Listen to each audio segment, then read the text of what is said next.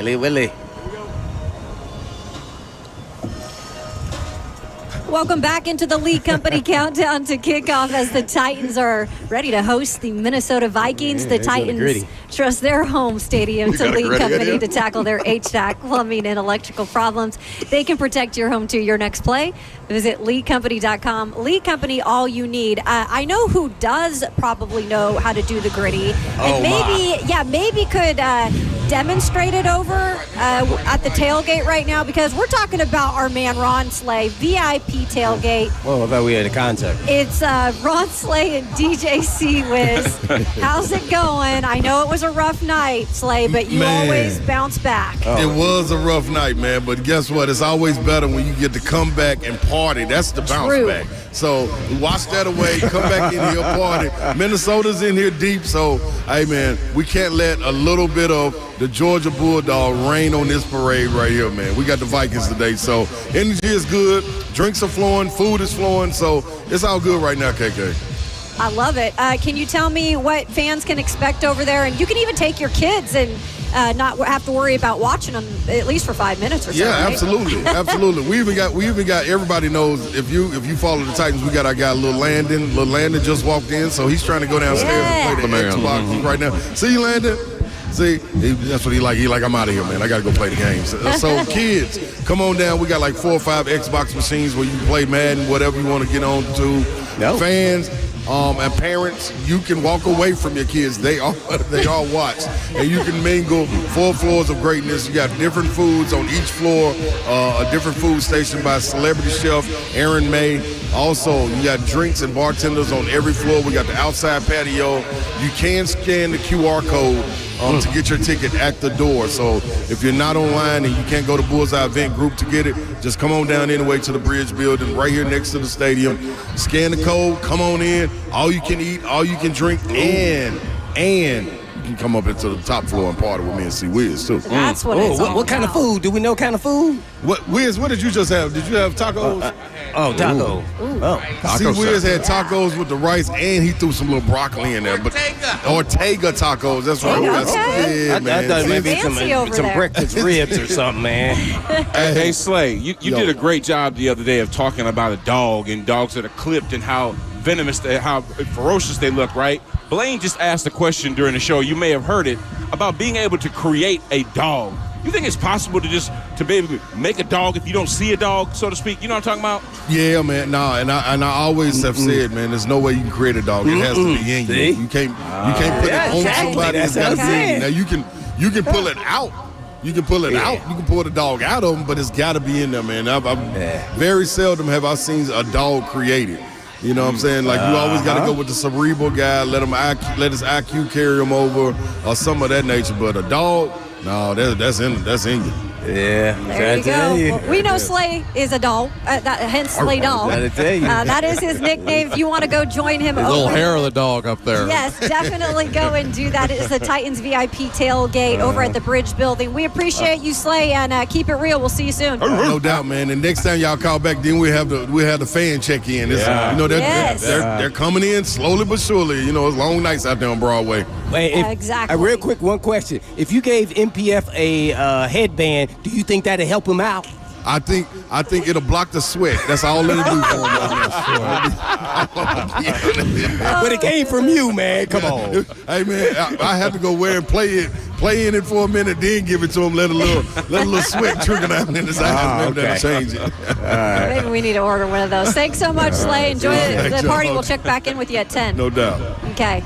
That is Slay, Ron Slay, holding it down over there. I always get jealous that he's able to just party this early. Why aren't we doing how the show fun. at the party? That Right? sounds like a much better way to do this. It does. Oh, man, that's a great idea. I mean, not that I Make don't that enjoy happen. Gate 3. Make that happen. Because we could be eating two at the same Food and time. I would like drinks, tacos. like, heck yeah. Tacos sound And I great. have to worry about, I like tacos. trying to just I'm a grab big my fan of banana and run out the door. A little broccoli? I don't know. What's going on there? Hopefully, our guy here, Will Levis, is going to have a good breakfast before he is ready to go today, because Eat your Wheaties. Yeah, you need a little bit of those, maybe 2 or 3 bowls, right? Will Levis back for the second straight week, you guys. In terms of progress from last week, I know this was an interesting topic on our shows all throughout the week on 104.5 The Zone. There were plenty of us who thought he made progress, some who thought it wasn't enough and we shouldn't get excited about it. He completed 18 of 23 passes. That's 78.7%, 175 yards, 2 TDs, but was sacked 7 times. And I know you can't just blame Will Levis for the sacks, but he could probably be blamed for a couple of them. What's the key today, you guys, for him to be able to stay in this one? Oh, man. This is such a tough defense. I know. I mean, he at least, and I thought this was interesting. I don't know if you guys caught it during the week, but he was asked about his rookie training camp. They did the joint practices up in Minnesota. That's right. And he had said, I almost went into it too quickly, like I was cramming in preparation for this defense, because Brian Flores has been in the league for a long time. He likes to disguise a lot of looks, and they were doing a lot of this stuff during training camp with Tannehill, with Malik, and with Levis. And Levis did get hurt in that training camp practice, though that's unrelated to the Minnesota Vikings at that point. So at least he's had experience preparing for it. He hasn't played it.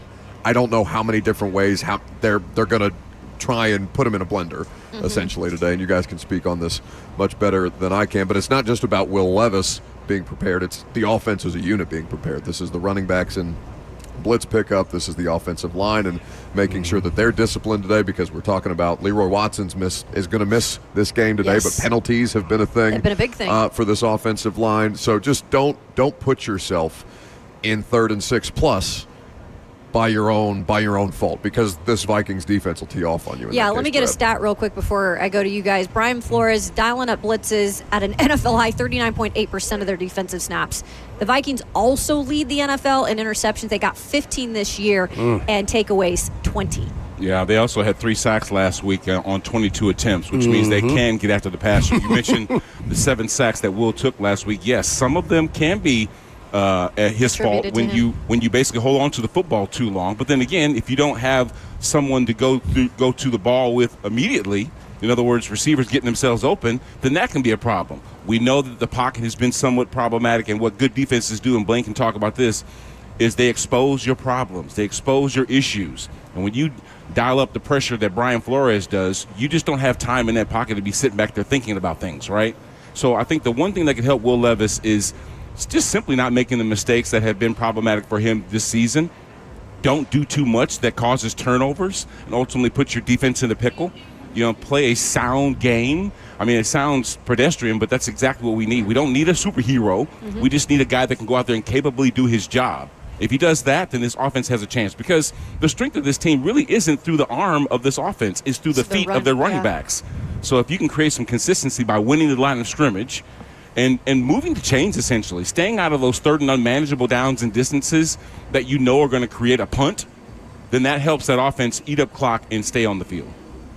Yeah, the Vikings defense is really good against the run. Excellent. So it'll be really interesting to see if we'll be able to run the football. And you can crease them at times if you catch them on the right defense. So it'll be really critical to identify what they're actually doing, because sometimes they put 8 guys up on the line, then they pull some guys out, and some guys you wouldn't expect to be pulling out, and then sometimes they're blitzing. I think the first half of the Jags game last week, they didn't blitz, and they have the most blitz happy on 1st and 2nd down, then, which means they're trying to get you behind the chains. And so this is going to be interesting. I think their plan is going to be force Will Levis to beat us. We're going to stop this run game. And once that happens, we want to see if he steps up to the table and says, hey, I'm hungry. I'm ready to perform in a big-time moment against a great defense. Yeah, no, you brought that up this week, Blaine, and I really like that point, how he responds, right? Like that can be – that there are going to be setbacks today, right? This is a good defense. They're talented. They've gotten much better quarterbacks, much more experienced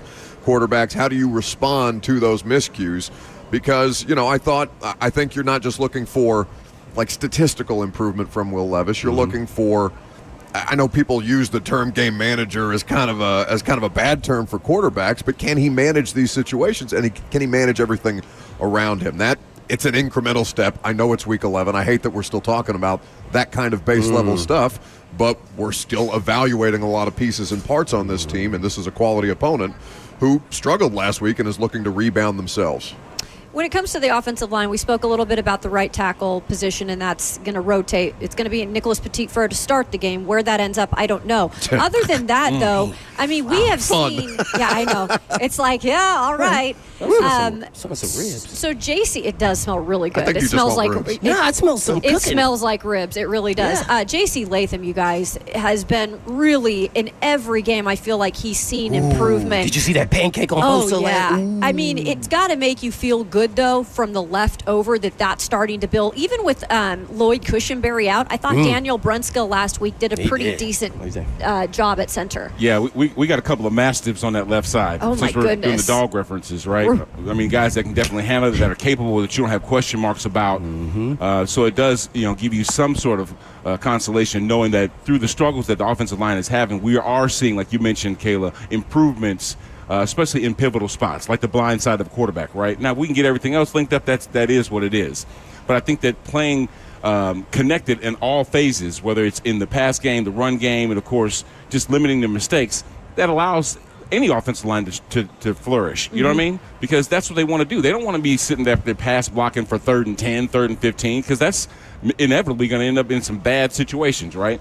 But if you can just, like I said, put them hands in the dirt, get that leverage under a dude, start making the holes and creases that allow an offense to start getting confidence about its ability, that's when you start to see, even the quarterback shine and get confidence in what he's being able to do. Because at the end of the day, I remember, Blaine, when we were on teams that had won one game and we were struggling with wins and losses, there was one thing that we always kept true to was who we were. We had confidence in who we were. Sometimes the ball just doesn't bounce your way. But we knew at some point in time we had the talent on the roster to be able to turn whatever misfortunes were going on with us the right way and get things going. And it just takes a spark, you know what I mean? Absolutely. One of the guys that has been sparking lately last couple of weeks is Calvin Ridley, and that's what we expected, right? That's what he got the big contract for, came here to do. But unfortunately, especially with Will Levis and him, that hadn't even, showed kind of the fruits of the labor even in training camp. We just weren't seeing that connection, and then it didn't start the season well. Then he started to build it with Mason Rudolph. But then last week, for the most part, 5 catches for Calvin Ridley, 85 yards. I know the late touchdown, you can say what you want, but 2 touchdowns. I felt like that was a good sign with Will Levis and Ridley to finally start to see that, because we hadn't seen it at all this season. Well, over the last 4 games, he's got 342 yards. That's 4th in the league. So it does show you that there's some sort of connection that these guys are making. We knew the connection that Will Levis had with DeAndre Hopkins ever since they got together, and it does now seem like they're creating that same kind of rapport with one another where he trusts that Calvin's going to be open and Calvin can start making those catches and those plays that we brought him in here to do. Real quick, one question. Had that connection started ever since D-Hop left? Yeah. It's an interesting thought. Right. It may not be on point, but I really felt like since you had chemistry, but then you paid another guy, you're trying to appease the 2 different guys. And sometimes some quarterbacks just struggle with trying to make that all come together. So you just never know. Now it seems like he's the man. He's the guy that everybody has to stop from the beginning of the game to the end of the game now. So I'm hoping it just continues. I think it will. I think sometimes you don't have to have elite talent all over the place. Sometimes as everybody understands their role, then everybody starts fitting into that role. So I think that's what's happened with Ridley. Yeah, and I mean, he's talked about like the different things that he's trying to do to make sure that he's working as hard as humanly possible. Right. Callahan's used him as an example for other people on how to continue to work even when you might feel discouraged because things have definitely not gone the way that they anticipated them to go. And to your point about connection with Levis coming back into the lineup for the first time in 3 weeks, and Calvin Ridley continuing to produce, right? That's also a sign, at least to me, you guys tell me if I'm wrong about this, but that the coaching staff is also figuring out, as to your point about how they can distribute this thing better, how they can maximize the explosive plays. Okay, if we tee this up for you, because they had some opportunities early in the year, right? He's missing Ridley deep a couple of times this year. He did. And now, again, small sample size, first game back, he has to do it again. He has to show that they can do it again before we get too far ahead of ourselves. But I think Calvin Ridley is doing his part. He's showing Will that he's willing to put the work in, and Will, just basically has to match it. I just want to see him continue to go to him in the red zone, him or Pollard, and go to your star players in the red zone. That kind of baffles me. It's almost like we're overthinking it, trying to go a one-on-one matchup with Wiley or whoever it may be. I just like, man, go to your studs. And it was bad last week. It was 1 for 3 in the red zone. Yeah, so what's funny though is that we're not talking that much about this being Calvin Ridley's first year in this offense. Yeah. Okay, so him understanding more of what his responsibilities are make him more comfortable in what his job description is, right? Well, everybody's first year. Exactly. Yeah. Well, what I'm saying basically is it's his first year here with this unit together, working with this quarterback, and them getting on the same page does come a lot with schematics and understanding exactly what your job is, and then going out there being able to perform it. Yeah. Now, of course, you've got to get accurate passes to yourself. You've got to be able to have a line that can hold up and let those routes develop, and then we'll give you the ball when you need it. But for the most part, I think the learning process, the learning curve has kind of shrunk a little bit because he understands more of what the nuances of this offense are. Yeah, and I don't want to discount that, Brad, but I guess I just hope that when they brought Nick Holtz in as well, who was with him in Jacksonville as his passing game coordinator, that might shorten that learning curve just a little bit. Again, people learn at their own rate. They get accustomed with new pieces and parts. It's not just on him. Wide receiver is the most dependent position on the field at any given point. Obviously you can block, you can do things without the football in your hands, but in order to produce the way that people expect you to produce, obviously. So I guess that was just kind of my thought going into this thing. And however we get there, as long as they get there with a player that they paid to be a considerable part of their future and not just their present. A lot of the guys that I talked to this week, we talk about coming out of the gates, and they've had some really good first opening drives, and everything seems to be seamless. And then, it just kind of doesn't ever get back to that type of production. And that's something that they say, we got to try to find that. What is that? I mean, is that because they're on script? What exactly is happening here where they kind of lose that being able to be consistent on these drives? Well, if I was making a guess, I would be thinking like we get off script, we get a penalty, and it sets us back. Now I have to I call it grab back. Now I have to find a way to adjust where we're at and now make a play. Do I do a screen or run to make up for the 5 yards, or do I try to go for it now and start throwing the ball around the yard? I got to think about who's missing. Do I have protection on my right side here now that we gotten the line pretty much together except for the right side of tackle? So I think a lot of things kind of goes through his head, and it seems it loses rhythm and flow. Yeah, and you have to be able to make those adjustments, especially now with the pads and everything else on the sidelines throughout a drive, and just it's much harder than we're talking about it, but man, a skilled play caller has to get to that point. Now, also it's about execution, as B-Hop always knows that the players can overcome certain things, but man, that's why I say you got to get to your playmaker. Yeah, you got to execute. So it's on them too as well. We used to call that the dirty dozen. Yeah, it was the first plays that we knew, and we had some comfortable with. And it's great that you brought that up, Caleb, because there is a level of comfort that we have understanding exactly what those first few plays that we're going to run. Right now, hopefully you get a couple of series in to be able to go through that dirty dozen, but the defense will always at some point throw a wrinkle in there that kind of throws that out of whack. And like Blaine said, you've got to be able to make those adjustments, but it's hard to anticipate what wrinkles that defense is going to throw you to be able to, get back on track, so to speak. Especially this one that they're facing today. Man, but then again, that going in. Yeah, you do. You know that this defense is going to be flying around. They know they're going to be bringing guys from all different spots of the field, and having the game plan to kind of combat those things, that also helps too. So schematically, having the right plays dialed up, and then having the level of comfort to be able to go out there and make it happen, that's the key to success. Yeah, easier said than done. Right? That's a fact. Exactly. You hear us up here talking about it, Yeah, we're like, Oh, man, we didn't even practice against that, man. I mean, you heard Brian Callahan kind of scoff talking about the Vikings defense. He did. We got a real tough test with the Vikings coming in here this week, which they're excellent. Yep. Yeah, they are really He does not hold anything back, but I kind of love that, the transparency that he continues to have. It is the Lee Company Countdown to Kickoff. We're getting you ready for the Titans and Vikings. We're brought to you by Lee Company. Lee Company, all you need, visit them online at leecompany.com. When we return, I don't know if we should change the title of this segment. We don't win you money, but we try to win you money is what I will say. But it's entertaining to say the least. What's wrong with your lip? Why are you making faces? Because I hate that. Yeah. because we are not hitting this year, okay, when it's all said and done. But we're going to try. We'll try again, just like the Titans. Cover this a Sunday. spread one time. I know, right? I'm horrible, too. I can't, man. I'm talking crazy, too. We'll bring you our pro props. That's coming up next on the Lee Company Countdown to Kickoff. 2-7. Yes.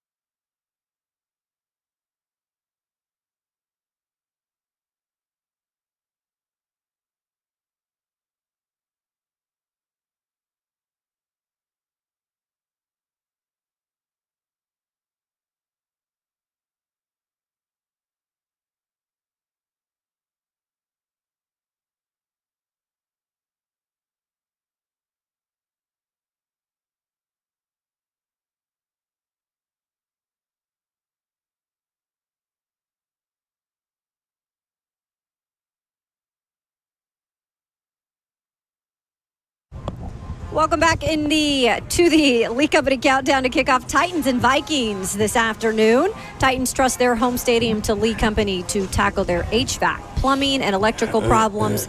They can protect your home too. Your next play, visit leecompany.com. Lee Company, all you need. It is our pro prop segment that I think at least we can laugh about it now. Can we? I mean, I'm just starting to accept it. Who's laughing? I am. Yeah. And Listen, me? you have to laugh. She's not laughing. When you're horrible. If you're placing bets off what we say, you're a dummy. Period. Listen at your own risk. Can that come with like a warning label? Can we get some like imaging? I think that would be when they're smart. advising you. I don't think people's going to read it. They're not going to read it. Probably not. Buck, what did you have last week? I took the damn Titans plus the points. Of course you did. He took them plus the points. Brad said they would win the turnover. Right. They would margin. 5.5. I think what was I can't remember what I said. It was very detailed. I don't remember. Jeff, do you remember what I said in there? You're supposed to be writing it down. I can't remember. He's like, no. But it didn't matter, obviously. Regardless, I'm 2-7. Brad's 2-7, and Buck has a measly one up on us at 3-7. That's winning, baby. You win with me last week. Let's go. Let's go. Oh my! We're winners at 3-7. I know, right? That's what we're talking about today, boy. What do you mean? Blaine's just not even going to pick somebody to go with anymore. He's like, you guys are all garbage. So. I don't know. If I would depend on you guys, I'd be in trouble. Yes, you would. No. Don't put this on me. Yeah. Okay. I see this guy. All I'm doing is looking at these Titans lines every week and being like, it's 12 and a half in an NFL game? No, that's not real. Yeah. That you should be able to cover that. Yeah. And they haven't. So this is not on me. Yeah. Well, 5.5, right? 5.5 at home. 5.5. 5.5 at home today. They are an underdog, a 5.5 point underdog today against the Minnesota Vikings. Will Levis start number 2. You have an over-under of 39.5. If you're looking at FanDuel, it is going to be, or Vegas thinks it's going to be low scoring and in the Vikings' favor, which is, popular opinion at this point. Mm-hmm. What is Titans? They don't score over 17, right? No, they get to 17 and then everything stops. Yeah, it's a screeching halt, but they'll get that damn 17, Blaine. Specifically with Will Levis, it's been 17 all year. I think they should just, stack a whole bunch of money in the end zone and say, go get it. There you go. And then they'll get down there. There you go. Something, man. They got to do something. They got to change it up, man. So what are you going with? But that doesn't do that. That doesn't fix the coaching. Like, as far as, I mean, seriously. Fix the coaching. Well, like the red zone stuff. Like, come on. Hey, man. But we talked about the Wiley play. We'll get more into that. Yeah, All you right. guys are going to have fun with that. I'm not taking the Titans plus the points. Get out of here with the Titans. But I will take under 39.5. I will go under 39.5. Okay. That feels like, just with the 17 ceiling that they keep hitting. And Minnesota, listen, Sam Darnold had a 3-interception game against the Jacksonville Jaguars. You look at that, there was some good defense by Jacksonville. Obviously, that was not the kind of game that they are accustomed to playing. It's not the Vikings that we've seen week after week after week, and that's a credit to Jacksonville for at least making them uncomfortable, even if Minnesota, the better team, went on to win the game. But I just don't necessarily think either team is going to light it up today. I'd take the under 39.5. All right, you're going under 39.5. What are you doing? Well, I'm going to go back to what I did last week. Oh, gosh. Here we go. If you think, listen. Yes. The Vikings. It's a new week. The Vikings are +4 in turnover differential. The Titans are -11. Okay. The 3 picks were problematic. Now, they only sacked Sam Darnold 1 time, but they pressured him 40% of the time, okay? Yep. So it seems like the key is to disrupt his comfortableness in the pocket, make him move around a little bit, make him get off of Justin Jefferson, who had a career year, his rookie year here in 2020 or whatever it was. I think that if you get more turnovers than the Vikings do, then this team will win this ball game. And comes from being able to get after the quarterback, which they have to be able to do, run that split safety coverage, right? Take Justin out of it. But what we saw last week was Josh Oliver and T.J. Hawkinson, they combined for over 120 yards receiving. So it's going to put pressure on the backers to also cover underneath. And those guys, when they get through those different levels of the field, being able to cover those guys too, because that's who Sam Darnold goes to. He goes to the tight end. So if we can get a couple of picks just like Jacksonville did, then we win that turnover battle. I like our chances to win better. Okay. Jeff, write these down back there if you haven't. That would be just like you did last awesome week, if you Jeff. could do that. Yes. I'm just going with, I saw this and I said, okay, yeah, go for it. It has the Titans over or under at 16.5 for points. I'm going over because at least they'll score 17. I will go over. That's honestly the safest bet of the day. I know, right? I got to be safe at this point. I got to be safe at this point. Yeah. No, Brad, they only score 17. That's where it stops. That's like where it ends. And it's almost making me. That's my lucky number, you That's guys. So now thing. I'm just starting to think. No, that's I need not to a get lucky rid of number. I that see it in number. my sleep. It's like that terrible Jim Carrey movie, like 23. Think about it though. or Like whatever. Kayla said though, if they put up 20 points, then hey, they outbeat their average. Brad, Yeah. So what do you I think don't want to the score's tell gonna you be? how many times they've scored 20 You're points. going over is 39.5. He went under. Or no, you went under. Points. So I'm going over 16.5 for Titans points. Oh, okay, I got you. What's interesting, though, is you said, you kind of joked about, if they get to 20, whatever. What I've heard a lot of these guys say, including Tyler Boyd, who, by the way, Jeremy Fowler just put he is likely to play today. He was listed as questionable. I was wondering that back. Yeah, so he should be good to go. He said as long as we get to, we need to get to 24 points. This has come out of a lot of these guys' mouth. Let's just get to 24 points and we'll feel better. Well, shoot, I mean, that means your offense is being productive if you're putting up points, right? Now, if the defense is doing all the scoring or special, well, I mean, we'll take it any way we can get it, right? But if your offense is directly responsible for you putting up more than 17 points, then they're doing something on the field that obviously is an anomaly because, like Buck mentioned, 17 seems to be their average. Yep. When it comes to the run game today, you guys, we saw a little bit of Tajay Spears in last week's game. He returned after being out for a few weeks. Clearly, this is what the Titans have depended on, and they've been the most consistent with the run game, specifically with Tony Pollard, which, by the way, ranking 7th in explosive runs amongst running backs this season. He's been outstanding, but this Vikings defense, very stingy against the run, giving up just 79 yards per game. That's second best in the NFL. I mean, how can we kind of get this going with two backs? Well, that's been an interesting thing that they were trying to figure out at the start of the year, right? And Pollard is the more effective player when he's totally healthy. So they were understandably going almost with a hot hand approach, and Brian Callahan would come to the press conferences afterward and say, well, hey, I wish I would have gotten, in retrospect, I wish I would have gotten Tajay involved more here. And last week presented an opportunity for them to kind of test that because Tony Pollard missed a little bit of the game. He did come back into the game dealing with an ankle injury, and Tajay, 7 carries, 47 yards. He was effective. Obviously, how they can deploy him in the passing game as well, because I just don't overcomplicate things on yourself. You know that they're going to try and suffocate the thing that you do well. It's the only thing that the Titans have consistently done well this year on offense is run the football, so Minnesota knows that better than anybody. Exactly. You have to come out and show them some different looks or try as best as humanly possible. Now, I don't want them to, I know that's easy to say in retrospect, hey, just do the thing that they're not expecting you to do, right?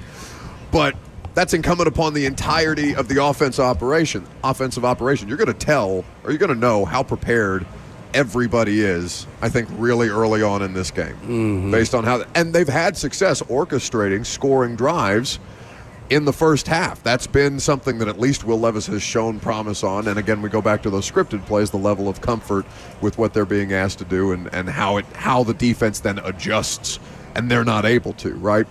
So it'd be curious to see how they manage that situation today. And I don't think that they can continue to lean on Tony that way, given that there's still 8 more games left to go, and you want to get this guy to the end of the season. Do you keep running the football even if you're not getting a lot accomplished against a defense like this, because it helps with your passing game? I think that's where you get conflicted when you're a coordinator and a play caller. Sure.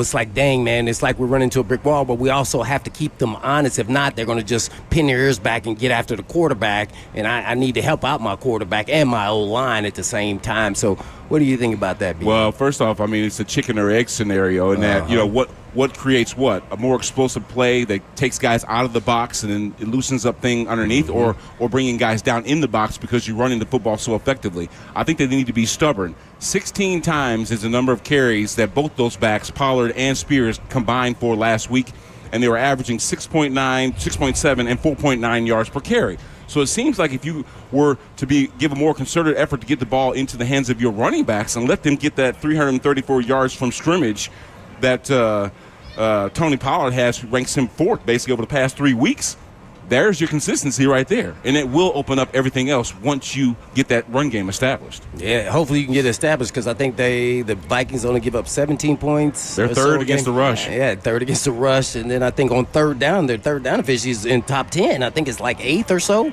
So, I mean, this defense, I think you got to be able to crease them, and their game plan, as you mentioned, is going to be huge. I would spread them out. And so they have to you're able to identify what the actual defense is doing. And then the second thing you can do is now, remember Frank Wycheck? All right, put him on the outside, put your receivers in the slots, and now if you're playing zone, identify, guess who I got? I want to see one of your linebackers run with Ridley. Right? See, so this is how you get to identify actually what they're doing. And then you attack on the outside, because they got so many things going on in the inside the hashes. who's coming and who's not, and he may do another Miami Dolphin deal, throw it right to the guy. Like, how did you not see him? Oh, no, Aaron Rodgers threw that same interception to Van Ginkel. But we didn't, criticize him, right? Because he's Aaron Rodgers. Oh, he's on the downward slope. He's no longer an MVP, but we all know what he's done in the past, right? So all these quarterbacks are making mistakes. I think if Will Levis can be productive against a defense like this, and I'm not saying he won't throw an interception or make mistakes, but let's not make some snafu mistakes. In all three phases, don't do some snafoonery, dumbness in this game, and everybody playing the court, then we got a shot in this game. I really believe that. Don't make Blaine invent words. Oh, man, I love that's snafu-ness. Man, come on, man. I'm tired. When was the last time all three phases played well? Well, not this year. 2021. Yeah.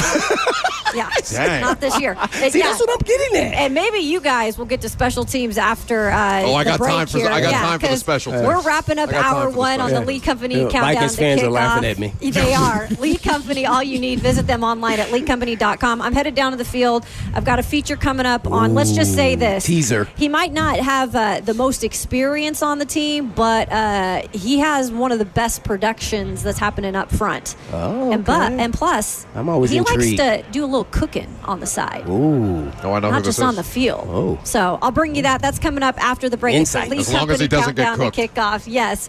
Vikings and Titans here at Nissan Stadium. Nice.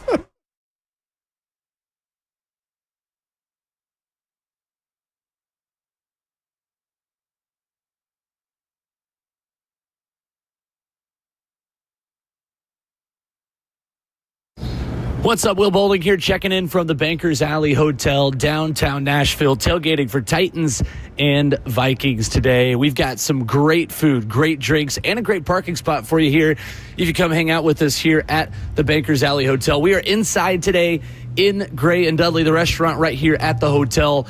221 2nd Avenue North. Here's the way you're going to get down here. You're going to come from downtown, take 1st Avenue, take a left on Bank Street, and then take a right on 2nd Avenue. You will be right here. Guys, $20 valet parking if you just go ahead and come grab a drink or grab a burger inside before the game. It is that easy, and you've got prime real estate to get out of downtown with very minimal traffic as well. $30 if you just want to park and walk straight over. 221 2nd Avenue North. We're here hanging out with you, and we will be here up until about 11:30 before everybody heads over for kickoff. 221 2nd Avenue North here at the Bankers Alley Hotel.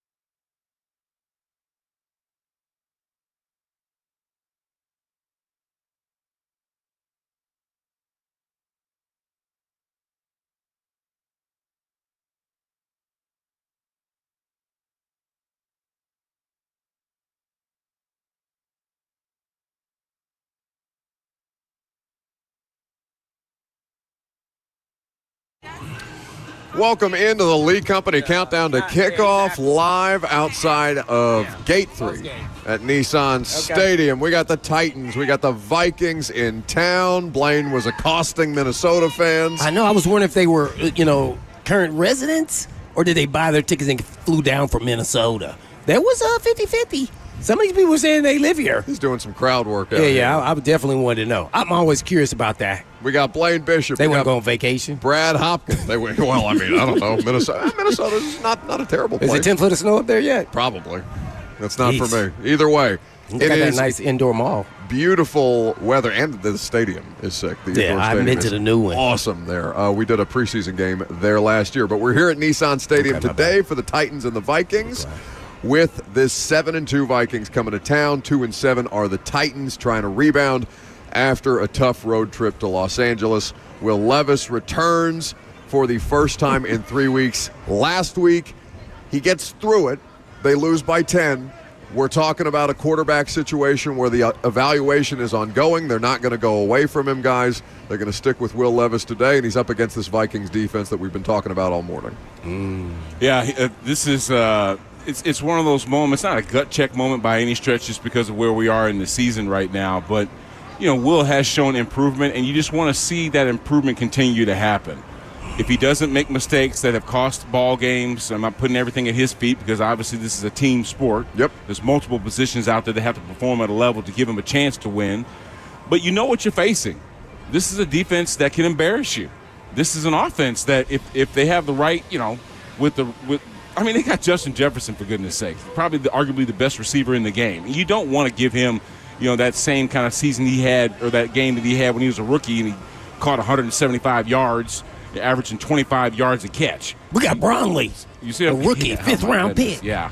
So I think understanding exactly what the animal is that you're facing, it does make you, better prepared, more focused, because this is a team, like you said, that is traveling because they've only lost twice this year, and they're undefeated against the AFC South. Yeah.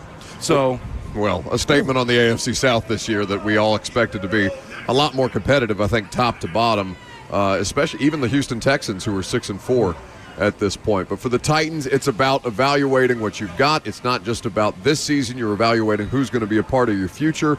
And Levis obviously is a huge point of discussion there, especially since, and Kayla brought up Jeremy Fowler of ESPN.com reporting that Tyler Boyd was going to be available for the Titans today as we await the inactives list. We'll go through those here in just a little while with you. Arden Key was on the injury report, as was Roger McCreary. Both of those guys are expected to be available. Tony Pollard, Jeff Simmons, the only two players ruled out today, L'Jarius Sneed and Leroy Watson, if you're just now joining us. So how Will Levis responds against this test, like you guys mentioned, and how he continues to put this together, because Fowler was asked earlier this week. We're now getting into the second half of the season. People are starting to talk about who's going to be available in free agency, and Fowler thought that Sam Darnold to the Titans in free agency might make a lot of sense as they continue to evaluate their quarterback future. So I think I don't know how Will Levis would react to having something like that out there. It's just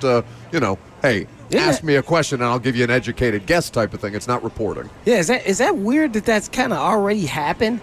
I just don't remember that happening with a potential free agent coming up at quarterback, that they're already projecting where he may go at this point in the season. I think when people are, when you're discussing do you recall teams, something that happening before? That's what I'm getting at. Over the past, say, couple years, 5 years. Not necessarily, but I think for a team like the Titans, though, Blaine, when you're talking about them, you're talking about their future as much as you are their present right now, when you understand that they're 2-7. So I think that was kind of the genesis of his response. Or their current situation. Look at Cleveland. I mean, they weren't going to keep Joe Flacco because they were so heavily invested in Deshaun Watson. So you knew he was probably going to be on the move, of which... Right, but he was kind of a backup who was standing in turn waiting for the guy who got the most guaranteed money. So it was obvious he was going to leave. I just thought it was interesting. I like Sam Darnold. He's certainly, show who he is now today over the last couple games. I think he threw 5-6 picks or so in the last couple games. So 3 in the last one. And O'Connell, the play caller, who's the head coach, is a very aggressive play caller. So I'm interested if he dials it back a little bit. And when I say dial it back, I mean, does he lean into the run game more? because they've had, Darnold is starting to, get impatient. He has time. He holds onto the ball longer than anybody else probably in the league. So are you going to just let him fly and continue to be aggressive-natured in your play calling in the passing game? Because I think when you watch him on tape, he thinks passing more so than running is how you win in today's NFL. So it will be interesting because that could play into maybe some of the pass rushers' hands. And sometimes when you do that a lot, then maybe Darnold turns into, Sam Darnold the last couple of weeks and turns the ball over, and then that puts us in great position on defense. Well, I think it's a tale of two halves of a season for Sam Darnold because through the first 7 weeks, he did get 7 wins, basically. Yeah. He had 5 interceptions through 7 weeks. But, of course, when you look at the past couple of weeks, he's thrown 5 picks in the last 2 games, and he leads the league with 10 picks so far. I understand that. 17-10, right? They may have figured him out a little bit, and maybe Sam has come back down to earth to be the Sam Darnold that we knew from New York and maybe some other stops. But I really don't think that this is really about the Titans' defense today. Because they do have the potential to be explosive on offense, and their ability to get off the field on third down, their ability to turn the football over is going to be probably the most important thing. We can talk about Will Levis and the quarterback situation or the offensive line here offensively for the Titans and the things that they've been going through as far as development, but I really think that this is about the defense not allowing a high-powered offense to come into Tennessee here and have their way with us, basically. Yeah, and with that being said, then, pick your kryptonite. Are you going man-to-man, or are you going to, which is what you're strong at, or are you going to play a lot of cover 2 too deep, which you don't do a lot of, low percentage, one of the lowest percentage in the league. I think they may do 10-15% of, cover 2 to make sure they earn it. And that's kind of what I would do. But this style of defense is kind of not conducive. I'll give you a great example. In the Super Bowl we played man-to-man against the greatest show on turf. The next season, the New England Patriots played zone, held them to way less points and yardage, and they had to be patient and move the ball up strategically, and they couldn't do it. So what are you going to do, Mr. Wilson, D.C., in this game to try to win? The game plan is critical on defense, which you're saying it's got to get some turnovers. Yeah, well, obviously you know how this thing works in the National Football League, Blaine. If you haven't fixed it from 1 week to the next, you're going to see it yet again. Justin Jefferson was targeted 9 times last week. He had 5 catches for only 48 yards. You know why? Zone. Because Jacksonville ran that too high safety look 92% of the time last week. Which they never did before going into that game. But what that also did was open up Sam Darnold finding his tight ends with some consistency. Both of them, Josh Oliver and T.J. Hawkinson, both had a number of catches and some yards. Watch this. Do you want T.J. Hawkinson and Oliver to catch balls, or do you want Jefferson and Addison? Because they are game changers. Those guys are chain movers. Game changers versus chain movers. Yeah. I'd say I take the chain movers all day long because I don't think they can beat you by themselves, those tight ends. Hawkinson is an elite tight end, don't get me wrong, but Addison, and we all know what Jefferson is, maybe if not the best in the NFL. Well, that too high safety look kept Jordan Addison to just 25 yards on the day too. So, No, but you got to go watch the game now. Addison was open a lot, and he didn't even get targets. And because those targets were going to the tight ends that had over 125 yards. No, he kept forcing him to Jefferson, and that's how he got 3 picks. 2 of them were tipped balls, and he was trying to force it to the big money receiver. And so, I mean, it's going to be interesting. I'll take Hawkinson, and we all know our linebackers got issues covering the tight ends now. Justin Herbert did put that on display for Kenneth. He really did, yeah. In that. So, I mean, but we shall see. We cannot let Jefferson just take over this game. And, man, if we do that, we're asking for trouble. I mean, we're going to go one-on-one all day long and run the defense that we've been running. That's why I'm saying, what are we going to do? What is the plan? Are we going to play a lot of zone, or are we going to try to just get after quarterback? The Titans trust their home stadium to Lee Company to tackle their HVAC, plumbing, and electrical problems. They can protect your home, too. Your next play, visit LeeCompany.com. Lee Company, all you need. Of course, you're listening to the Lee Company Countdown to Kickoff, live outside of Gate 3. Titans and Vikings coming up here in just a little while. While I'm scrolling on Twitter, Blaine, looking for a stat that I saw after this Chargers game about the Titans and their scoring defense, because, Brad, you make a good point about, and you both make good points about how the defense can help dictate terms. in this thing. But he's asking for the Titans defense to do something they really don't do a lot of. Turn the ball over. Yeah. Until they start doing it, I can't believe that's going to make it happen. No, the Patriots game was the first time they've won the turnover battle all year. See, so I don't know if, in the Patriots, we all know their offensive line has some struggles. Sure. And they played a rookie quarterback. But here's the thing, all right? Here's the thing that I'm looking at when I look at this defense. They have some things to lean on. They are good at some things. They have survived the loss of their two top corners, right? We talked about L'Jarius Sneed out. Chido Awuzie is still on injured reserve. You mentioned they're playing a rookie fifth-round pick, Jarvis Brownlee. He's had some moments where he looks like a rookie. So, yes, they could stand to do better as a unit. But the thing that cannot undermine them today, the thing that we have not talked about yet, guys, is their special teams. That's what I said, all three phases. I mean, this is something, but that one, Blaine, like you taught, what was the word that you I don't even remember what I made up. I think was the word. I was trying to combine two words. No, I got there. I understood what you meant. That's what I feel every time I watch their return unit. And it's something that you have to think about. Okay, the defense has to force field goals in these situations. But in the red zone. Going back to Detroit, or even last week where they have a 56-yard return that happens in that game, and Brian Callahan's talking about, well, I think it was Julius Wood tripped over. He knocked over another guy. Little miscues, right, that aren't necessarily like that's an execution thing. That's not a coaching thing, but they continue to happen with this Titans special teams unit, and that puts the defense in just impossible positions. That's about your cover teams, right? Yeah. Because if your cover teams aren't disciplined, if they don't stay in their lanes, if they somehow do things that get them out of position, then a good return team will take full advantage of that and give the offense in plus territory to where they have a short field to go to put up points. Correct. So you want them to be able to go the distance. You know what I'm saying? You want them to be able to have to go, 70, 80 yards before they can actually hit pay dirt, because that gives more opportunities for the defense to make plays and then get off the field on third down.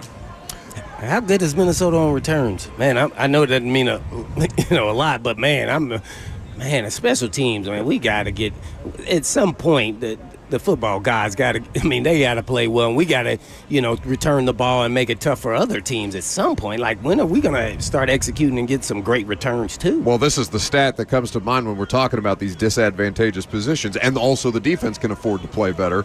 The Titans, this is according to Tony Holzman Escareno, I believe is how you pronounce his name, at Front Office NFL. The Titans have allowed the most points per game, 26.7, by any team with the number one total defense in NFL history.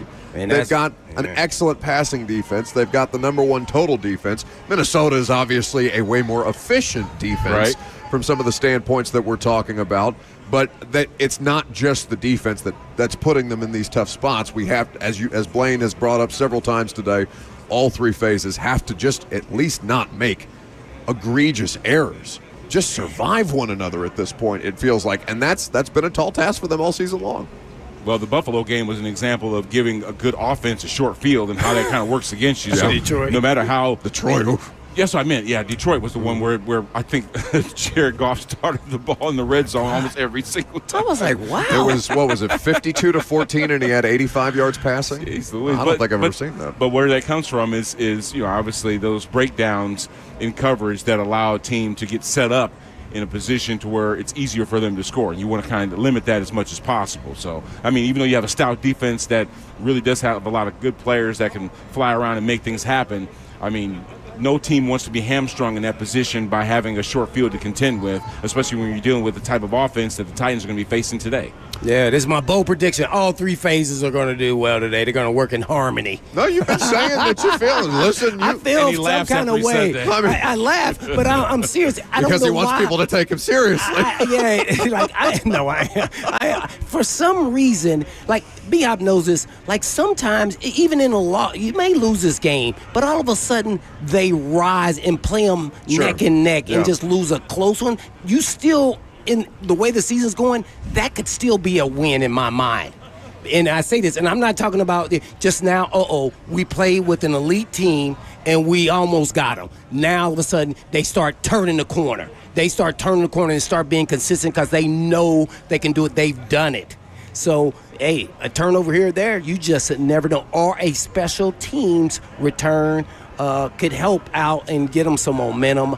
I think they're going to have that in this game. If not, it could be a rough one. I think what you're talking about, Blaine, it being close in score. Yeah. The Vikings are coming off of a 12-7 win to the Jags. Yeah. And Sam Darnold's performance last week was anemic. It was kind of gross in perspective, right? Mm-hmm. So I think all the pressure creates the pucker effect, so to speak, for an offense or for a team that is expected to come in here and boat race us. Yeah. You know, you're talking about 5.5, 6 points is the spread. This team hasn't lost to the AFC South, so it seems like all the pressure is on them despite them being on the road this week, right? So if it is, say, tied at half, or gets into the third quarter, and maybe we're up by a field goal or something like that, it does put more pressure on them to respond and make more of a game. Their pucker starts getting tight. Exactly. That was your word. Yeah, exactly. No, he's right. No, that's exactly what Minnesota fans were feeling last week playing that Jags game. I mean, that was a difficult thing, and they overcame it.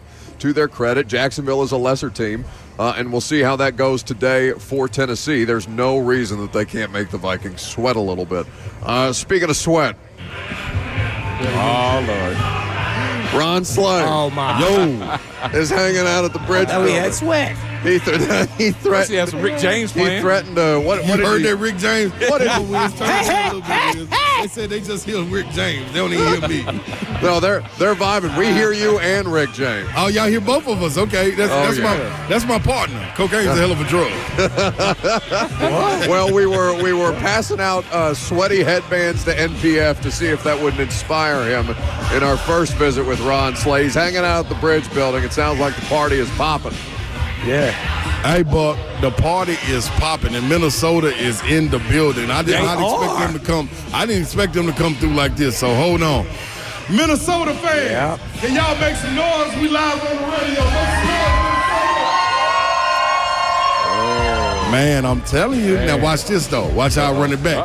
Titans fans, can I get a tighten up on 3? 1, 2, 3. I'm telling you, man, there's good vibes over here, Buckaroo. I'm telling you now. All right. You love to see it. It's a beautiful fall day in Middle Tennessee. It's not just the vibes that they can go to the Bridge Building for, Slay. What else you got for the people? Man, you can get all you can eat food. That's a guarantee. You can get all you can drink. That's a guarantee. It's 4 floors going all the way down. That's a lot of purple you got to make your way through. Understand that. But I promise you, one thing for sure, you're going to have a good time. And I tell them that every single time. Before we go over to Nissan Stadium, this is a family reunion vibe. Now, when we get in Nissan, we're enemies. But when we leave back out, we can come right back and go party. It's a guarantee. You got to take care of your bartenders when you come over here. It's a family-friendly environment. I just got finished playing the Xbox downstairs with Lil Landon, and he beat me. I don't really want to say this, but I'm going to say it because it's my dog. It was 25-0 Hitman. I don't know. What? I think he put a code in. Or either Father Time. Codes. I think Father Time got me on the Xbox. Jersey. He saw you in that Burks jersey and said, I do have the Burks jersey. Hey, Slay, you were throwing out a bunch of guarantees over there, and I love to hear it. But we got 60 minutes of football that's going to be played here in just a little bit. What can you guarantee is going to happen in this ball game today? And we know your guaranteeing this weekend hadn't been too good because of what happened last night. Hey, Hitman, don't come in here like that, Hitman. Don't come in here hot like that, man. Let me lick my wounds and get on back and recover, man. I think the Bulldog did it for you. No, you got a scab, man. You got to pick it. I know you're right. You're right about that. One thing I can guarantee, man, walking into this game, Justin Jefferson will have over 70 yards receiving, and also Kevin Ridley will have over 4 catches. So if you want to go put that on your books, bet that up and keep it going. And let me also say this, since everybody's picking on me today. We said at the beginning of the season, if Tennessee went 10-2, not the Titans, but the Vols, if they went 10-2, we'd accept that. So however they got to go 10-2, you go 10-2. Don't move the goalpost. Understand what it is, and let the chips fall where they may. Listen, Slade, listen. I don't want you to take this the wrong way, but there was one thing that Kirby Smart said last night, starting the second half of that ball game. He said the toughest team will win this ball game, and unfortunately, it didn't come the Vols' way. But do you think that we're tough enough to take care of a 7-2 team this week? And you know what else? You know what else he also said? In order for us to win this game, we got to stop the run. So I think right there, that's glaring. What you need to do is lean on the run. But you need your offensive linemen to be able to move and control the trenches like they were going to do. Ain't no need in getting cute. Push them in the mouth, hit them in the mouth, and you got to go down the field. That's one thing. And stop jumping off sides. It's a ball right there. You're supposed to watch the ball. Quit trying to time the snap count. Yeah, no doubt, no doubt. Leroy's not dressing today, so no, they're safe. Mark's safe. Leroy Watson. Ron Slay. I don't know if Leroy's at the Bridge Building. Hey, man, tell Leroy Watson he need to head up here. He can be up here with me and Randy Watson, and we'll be all good. Randy Watson. Show you some new dance moves. The offsides. Ron Slay hanging out here with us. All right, you can catch Slay at the Bridge Building. We'll send him back into the beyond. You can party out there with him on a regular basis before every Titans home game. 615-737-1045. Hey, let me just say this too, Buckaroo, man. What you It's got, a guy right here, man, the Titans fans. He's brought me 3 tequila shots. I'm trying to figure out why you bringing me tequila shots and the drinks are free. Because I've told them that you drink room temperature vodka, and they think that's the most disgusting thing that they've ever heard. They don't understand it, Buck. Nobody understands it. Nobody should understand it. Take the tequila shot. Yeah, you'll be better for it. It'll make you feel better about that Vols loss last night. They got us vibing over here. I mean, Boy, you sure do high. talk away when Indiana is undefeated, boy. I'll That's tell you. right. What. It's tough up here from the top, baby. We decided we're going to be good at football and they this throw year. some cash at their coach, Slay. Yeah, man. You're just lucky Florida didn't hire that guy. Have a good time, Slay. Thanks for hanging out. See you, Slay. Tighten up, y'all. That's the main man, Ron Slay, at the Bridge Building. Here before Titans and Vikings. We'll turn things over to Titans Countdown here at 11 o'clock. Of course, kickoff, noon Central at Nissan Stadium, where Brad Hopkins, Blaine Bishop, and myself are hanging out outside of Gate 3 as people continue to make their way into the stadium for this game today. So players that you're looking for progress from. We've spent a lot of time on Will Levis, understandably so, but it's not just Will Levis that needs to make substantial improvements on this team, and players have made substantial improvements on this team. Brad, we talked earlier about J.C. Latham and what he did. His primary opposition last week felt like, I mean, he got Bosa, Blaine, you brought that up. He had a lot of Bud Dupree in that game as well, and that's a veteran experienced pass rusher. And yes, there were 7 sacks given up in that game, but J.C. Latham was not the issue. What are you seeing from him right now as he continues to try and be that long-term anchor on the left side of the Titans offensive line? I think that he understands right now that he's the pinnacle of those dudes up front. He is our best offensive lineman, regardless of experience in the National Football League. And he's starting to play like it. Week to week, you can see improvements because he's starting to gain that confidence to know he is and has in him what, Blaine? The dog. He definitely is one of those dudes. I mean, he was mic'd up not that long ago, and just listening to him get ready to go out there and take the field, that wasn't the guy. Yes. That wasn't a dude that was like mealy mouthed or kind of worrying about the way things were going to go in the game. He knew he had a job to do. He knew he plays a pivotal role in the success of this offense, and he's taking the challenge on every single week. What was that noise he was making? I don't know. It was almost like what Slay was talking about. What kind of bear was our J.C. Latham? A Kodiak bear? Kodiak bear. Oh, my God. Yeah, so it's I was like, bear that sounds growling. like a horse. What the heck was that? He's a minotaur. Just guttural noises, just war cry for J.C. But Latham. either way, but that's where it fired up. starts, though, because put it this I way, agree. he and Peter Skoronski are playing well together. It's just kind of like igniting the rest of the offensive line. We know how well they were playing, relatively speaking, when Lloyd Cushenberry was in the lineup. Dylan Radins had improved, so you're at least getting 4 of the 5 spots up front, showing staunch improvement from one week to the next. And it starts with a guy like J.C. Latham that has a confidence in his ability in just year 1.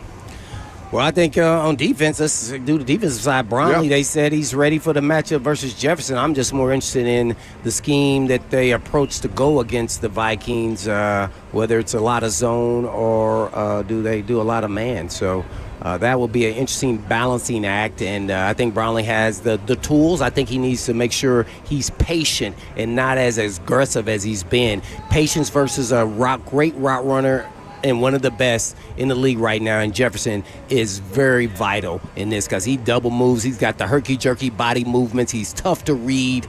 So I love the challenge because most guys want to rise to the occasion. So we shall see if he does, man. And if he does, somebody ain't getting the spot back. I want to know about that front 5 for the Minnesota Vikings and what they're having to deal with, which is Tavondre Sweat and a healthier Jeffrey Simmons. Jeffrey Simmons Healthier. maybe hasn't played to the Jeffrey Simmons that we're used to because he is coming off of an injury. He is trying to nurse himself back to at least 100%.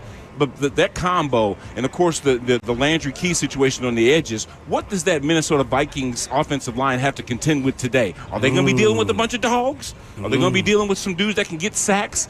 Because if you think about it, the Titans have not gotten many sacks. The one thing that they haven't done consistently this year is what? Get sacks and stop the other team from getting sacks. So if we can start winning that line of scrimmage on the defensive side of the football by being disruptive and getting in Sam Darnold's face and not allowing him time to find Justin Jefferson, Jordan Addison, or even T.J. Hawkinson or Josh Oliver, the two tight ends, then I think we have a better chance of winning, especially hosting. Well, here, I will say this, though. That's why you don't see a lot of turnovers. It's really created by your front four and pressure.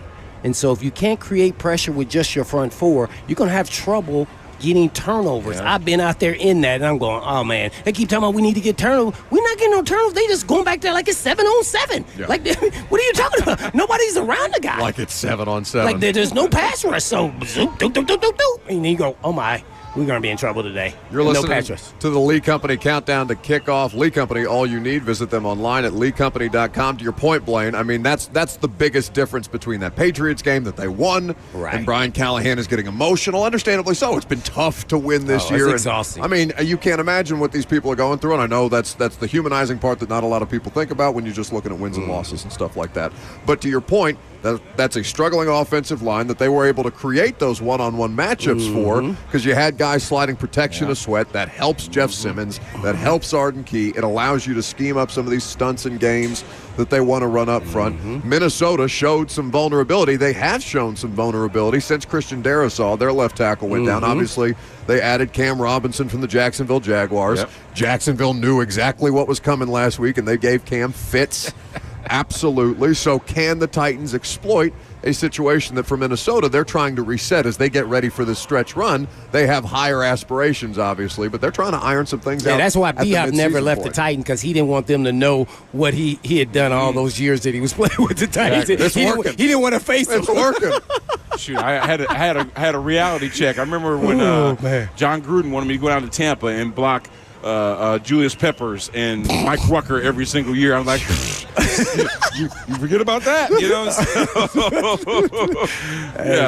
It's just one of those situations. Really, like Blaine said, if they can win their one-on-ones, those guys that have one-on-ones, then that's a serious problem for the Minnesota Vikings, and you want that to happen.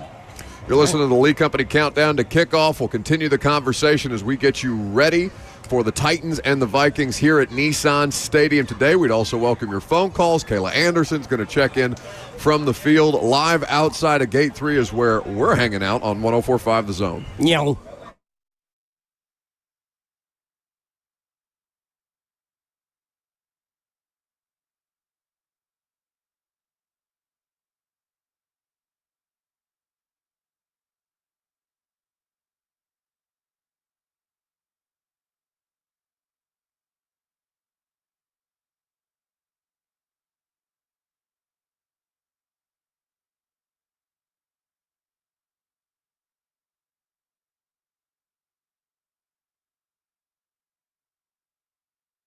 All right, guys, Will Bowling back with you from the Bankers Alley Hotel. The party continues before Titans and Vikings today.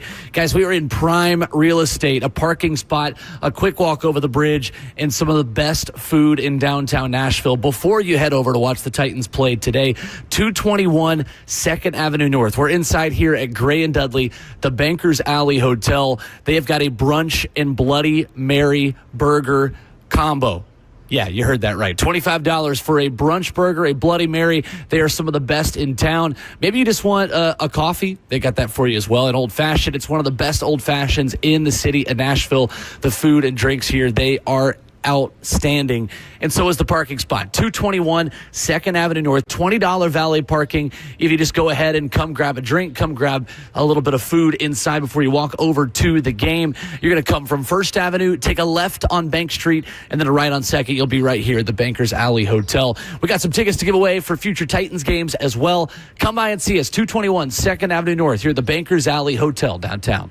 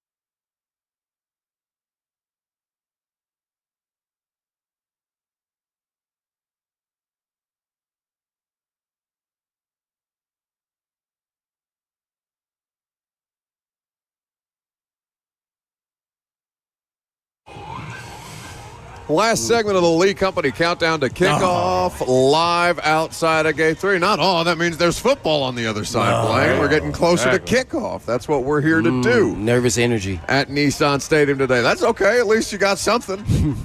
Just something. Feel a little something at this point in the season. You try and show some pride against a quality opponent. You've got some things that you can continue to learn. Everybody continues to be evaluated no matter what the records are. There are purple people everywhere.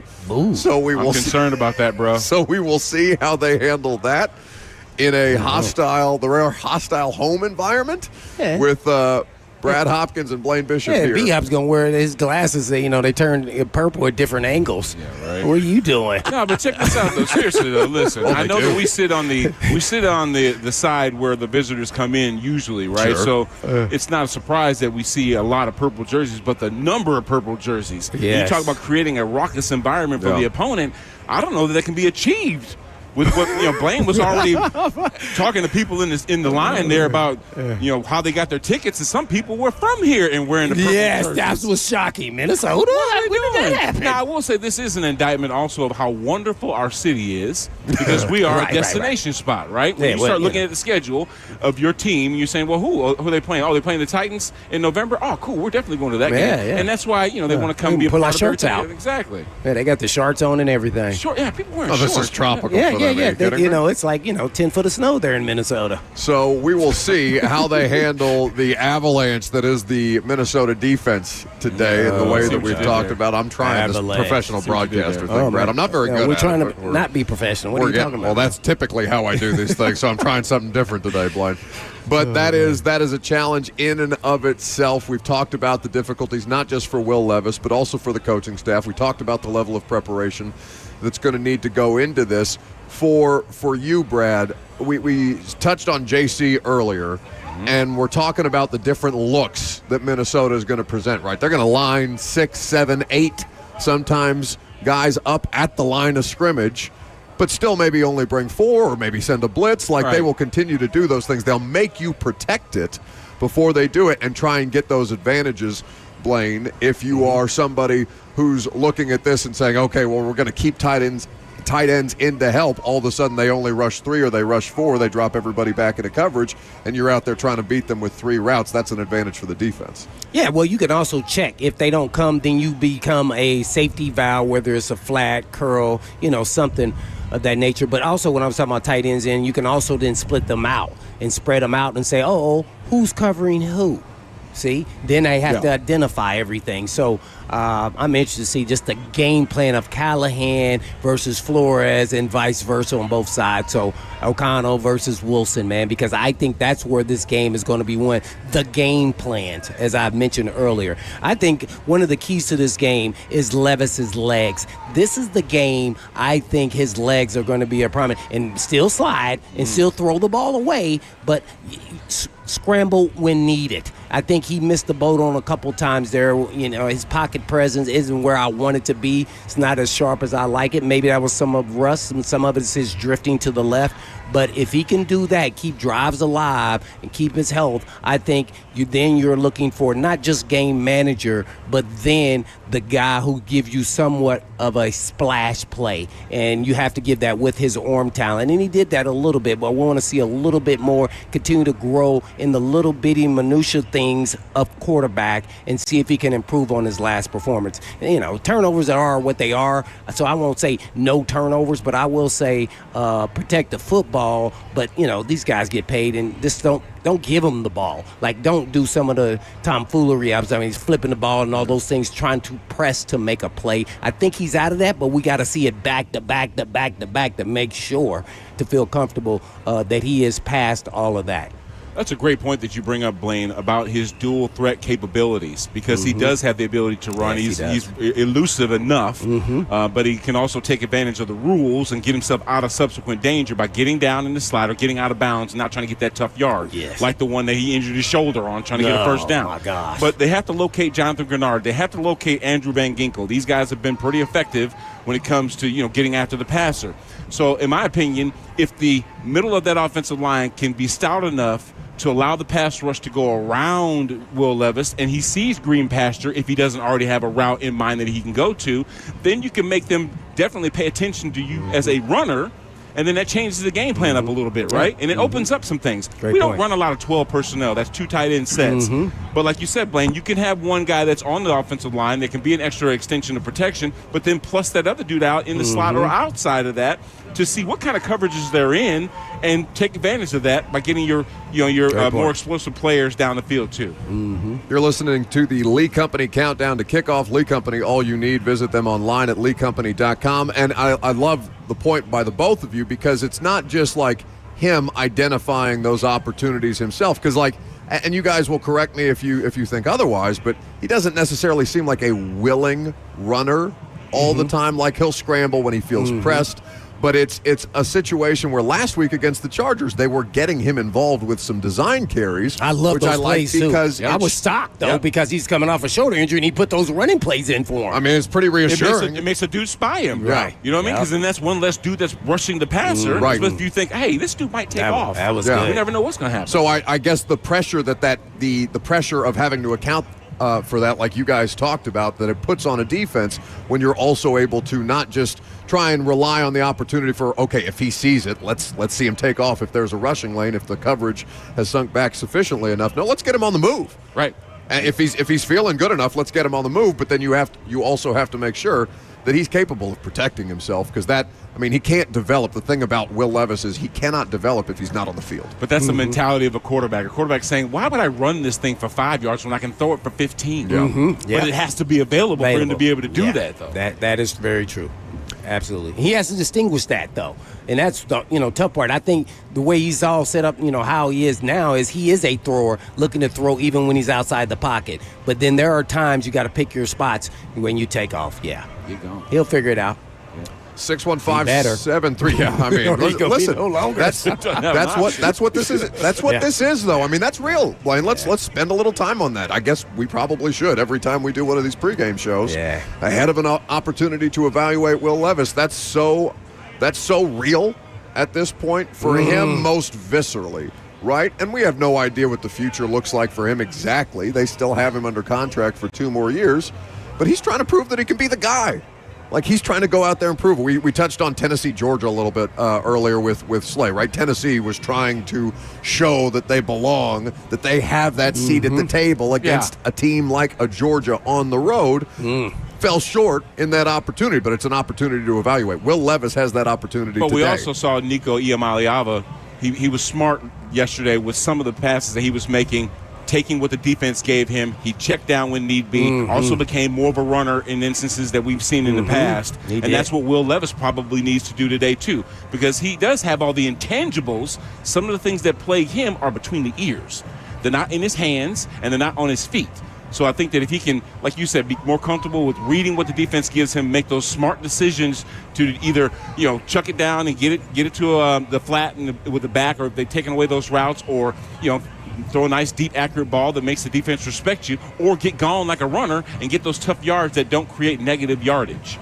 And I also want to see him take a little bit of risk. There were a couple times that he could have made some throws even outside of the pocket that he didn't make. So not being afraid to make a mistake. I get it. It was his first game back, so he was trying to play everything close to the vest, be a little more conservative. But I think you're going to have to get some of those splash plays out of him for him to win this game. Yeah, it's one of those things where, like, they've talked about, do you actually trust what you're seeing? Right. To be decisive in that moment. And there's so much of this, guys, and you guys obviously speak to this far more efficiently than I can. Quarterback is a different kind of position than a lot of positions on the field, because so much of that just seems to be innate. And I don't know how, like in the same way that we talked about the attitude, the toughness, the mentality, the dog, right, with Nicolas Petit-Frere. Yeah. How do you kind of manufacture that? Can you manufacture that innate ability to trust what you see, be decisive in that moment? Brian Callahan has had Joe Burrow as a quarterback for several years, and now he's working with Will Levis, which is a degree of difficulty that he hasn't been presented with as a play caller. So the plays may be there to be made, but he's just trying to get the quarterback to get to it faster and trust what he sees within the offense. I want them to get to the point where the entire team looks at Will Levis as an asset. You know what I'm saying? When they know that they have a guy that can win them ball games, and they don't question anything that he does during the week or even on the weekends, Because for Blaine and I, we were spoiled to have a guy like Steve McNair. Shoot, I was spoiled enough to have a guy like Warren Moon in an offense. Yeah. There were no questions about these guys' ability to win you ball games. So when the entire offense believes, hey, we got that dude, the dude that can lead us to the promised land, then it permeates through everything else that they're doing, offensively and defensively. Yeah.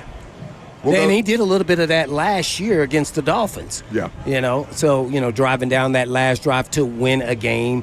So we haven't had the chance really to see that, this year. So I want to see if he can do that even after having some tough – have we? Maybe you cover him a lot closer than me. Even though it was a loss. Atlanta looked good. There were some plays that he made. So there were some instances where you're thinking, hey, the Titans did good. He teased us. He did. But the thing is, they made us look like, hey, we're geniuses for going up aggressively in that second round the next day to grab this dude at the 33rd pick because he had first-round grades by a lot of people. And they tried to trade up in the first to get it. Exactly. So the one thing that I'll say here before we go to Kayla Anderson and brighten this thing up a little bit, because this is just the facts of the situation for him, right? All right. He has not quarterbacked a team to a win since that Dolphins game. Yeah. That's December, 12th, 2023. We are coming up on a calendar year. Now, he's been in and out of the lineup, so you understand the circumstances for that. He technically gets credit for the win in Miami this year because he started the game, but we know that Mason Rudolph played, 3.5 quarters at that point. There is a level of urgency here each and every week for him specifically. How do you view the quarterback, B-Hop, on wins and losses? That's a good question. But see, 'cause I did the reverse. I didn't think he had anything to do with that win there this year with the Dolphins. Correct. Even though he got the win because he started. Yeah. And right. then last year, then vice versa. I didn't think he should. Yeah. So there's so many moving parts and pieces to having a quarterback having success. I don't. I know that's how the league does it. But man, that's really hard. The numbers don't lie, though. The numbers don't lie. Eventually, if you only had so many attempts and so many catches, and you only had so many yards, and you see the other parts of the offense that were so much more effective, then it obviously wasn't his efforts that won you the ball game. Watch this. Look at golf in the game against the Titans. You looked at his stats after the game. He won. Yeah. See? Correct. Because he didn't have that far to go. That's right. So sometimes you can get skewed by that a little bit, but I think in this case, Buck, you're onto something a little bit there. Kayla Anderson is on the field. We haven't left her a ton of wiggle room, so we'll go for her field report. See what she's got for us here. Hey, what's up, you guys? Coming from a hot field. We were in a good temperature up there. Man, it is heating up out here. Is it? As we're continuing pregame activities. I'm going to tell you about a Titan this week. It's the Titans' recent first-round pick, J.C. Latham. He's been as good as advertised this season. On the field, the rookie left tackle has shown growth week to week.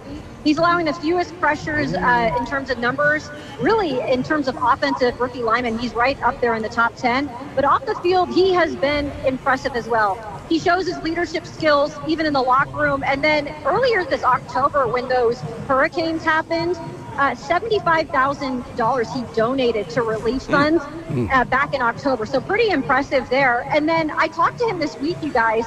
He's already planning for the future after football. He says he's a big guy when it comes to cooking. He wants to make sure that he can cook for his future wife. So he's already practicing, and he says he'd like to open up a restaurant. I said, what kind of restaurant? He said, well, absolutely, it's got to be a brunch restaurant. I said, perfect. Then you can retire right here in Nashville. You'll be perfect with the bachelorette parties. Awesome. That's Kayla Anderson's field report. Appreciate it. Love it. That Thanks, guys. is going to do it for us on this Lee Company countdown to kickoff. Coming up next, we got the Titans. I know. We got the Vikings. Who are you picking? Score. am I picking? Your score. Give us a score. 5 seconds. Yeah. 10-3 Vikes. Oh. 24. They get over to Snide. 24-20 Titans. Tighten up. What you got, Brad? What's that smell? That weed, that's what I smell. What's that smell? That's the Lee Company countdown.